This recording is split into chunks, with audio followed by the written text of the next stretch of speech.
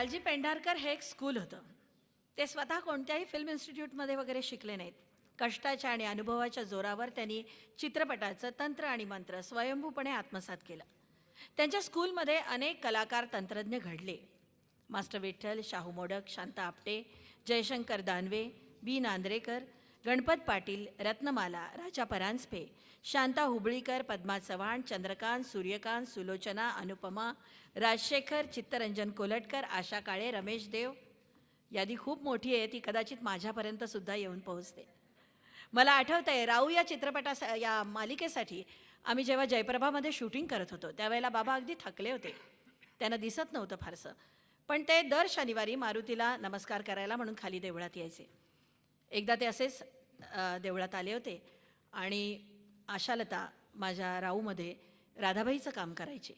तिने लांबनं फक्त पाहिलं बाबांना आणि ती धावत आली एकदम आणि तिने बाबांच्या पायावर डोकं ठेवलं आणि तिच्या डोळ्यातनं जे अश्रू वाहत होते ते थांबत नव्हते, अक्षरशः ते पाय धुवून काढत होते.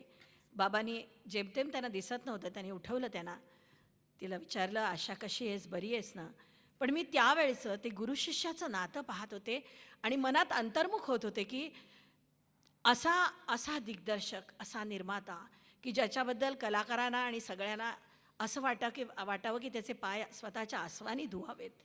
अशी एवढा मोठा दिग्दर्शक ना त्या काळात कधी झाला, ना आत्ताच्या काळात कधी होणार आहे.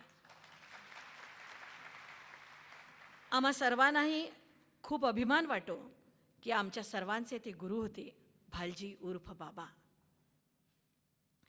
त्यावेळेला मी सहज त्यांना विचारलं होतं की तुमच्याकडे बायका ज्या ज्या वेळेला कलाकार मंडळी काम करायला येतात त्यावेळेला तुमचा अट्टहास असा का असतो की त्यांनी पांढरीच कपडे घातले पाहिजेत, पांढरीच साडी नेसली पाहिजे, डोक्यावरनं पदर पाहिजे, कपाळावर मोठं कुंकू पाहिजे, हे काय आहे तुमचं शिस्त वगैरे एवढी कशी काय असते? तर ते मला म्हणाले की आमच्या काळात, ज्या काळात बायका या चित्रपटाच्या क्षेत्रात काम करायला लागल्या, कलाकार म्हणून वावरायला लागल्या, पांढरा हा रंग असा आहे की तिथे सहसा कुणाची नजर जात नाही. चेहऱ्यावर खूप मोठं कुंकू असलं की कपाळाखेरीज इतर कुठेही बाईकडे नजर वळत नाही आणि डोक्यावरनं पदर असला की त्या पदरात आतमध्ये काय दडलंय याचं कुतूहल एवढं मोठं असतं. तुम्ही तर सगळंच कुतूहल नाहीसं करता.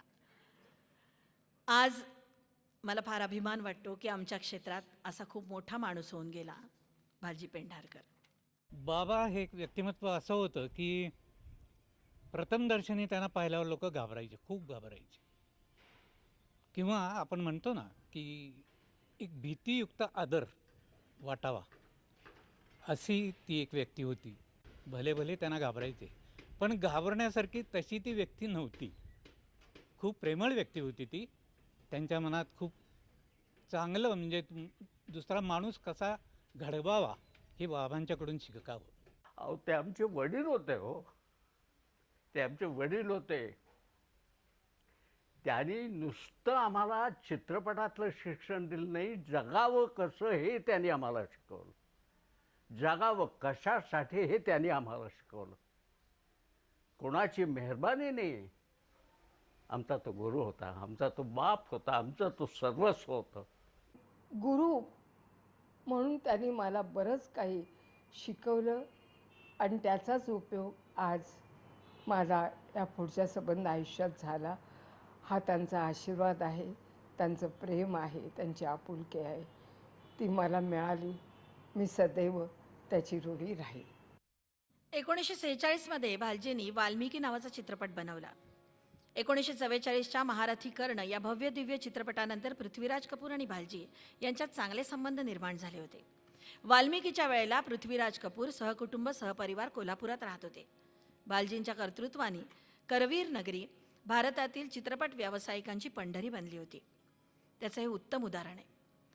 वाल्मिकी चित्रपटात गंमत अशी झाली की पृथ्वीराज कपूर ज्या वेळेला तिकडे आले होते त्यावेळेला त्यांच्याबरोबर सगळेच कुटुंबीय होते त्यांचे.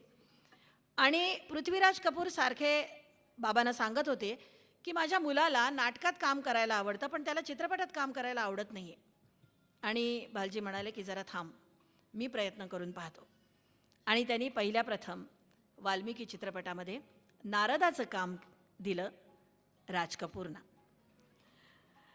त्याच्यानंतर त्या कामासाठी म्हणून राज कपूरना बालजींनी त्यावेळेला 5,000 रुपये दिले. पृथ्वीराज कपूर अतिशय अस्वस्थ झाले आणि ते म्हणाले की एवढे पैसे तू त्या मुलाला देतोयस हातात, त्याला अजून काही अक्कल नाही आहे पैसा कसा वापरावा, आणि तू असे जर पैसे द्यायला लागला तर कसं काय त्याचं होणार पुढे. त्याच्यावर बालजींनी विश्वास दाखवला, कारण ही सगळी मुलं, राज कपूर आणि ही सगळी मुलं बालजींना मामाजी म्हणायचे. मी स्वतः पाहिलं आहे, राज कपूरजी शेवटपर्यंत जयप्रभामध्ये मुद्दामून बालजींना भेटायला यायचे नव्या चित्रपटाच्या वेळेला. आणि ज्या वेळेला हे 5,000 रुपये देण्यात आले त्यावेळेला भालजी पृथ्वीराज कपूरजींना म्हणाले की काळजी करू नकोस, या मुलाला मी पूर्ण ओळखलं आहे, तो हे पैसे असे उधळणार नाही. आणि विश्वास किती रास्त होता पहा. त्याच 5,000वर आज तुम्हाला दिसतोय राज कपूरचा RK स्टुडिओ. तांबडी माती या चित्रपटात पहिल्या प्रथमच भालजींनी एका विनोदी बादशहाला पेश केलं. त्यावेळी त्यांचे विच्छा माझी पुरी कराचे प्रयोग जोरात चालले होते. त्या गुणी नटाचं नाव दादा कोंडके. काय ना अन्या ओळखलंच काय मला?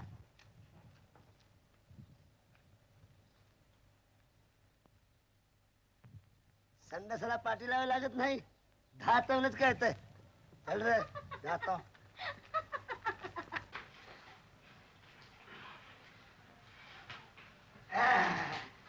काय कुस्ती करताय, काय कुस्ती करताय?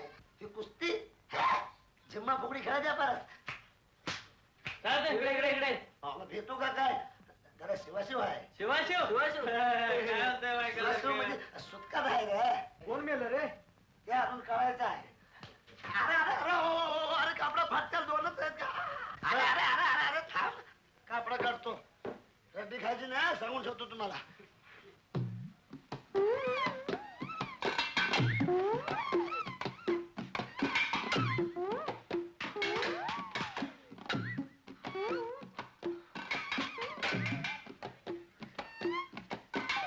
तर ग्रामा कुंका चाय आणल्या.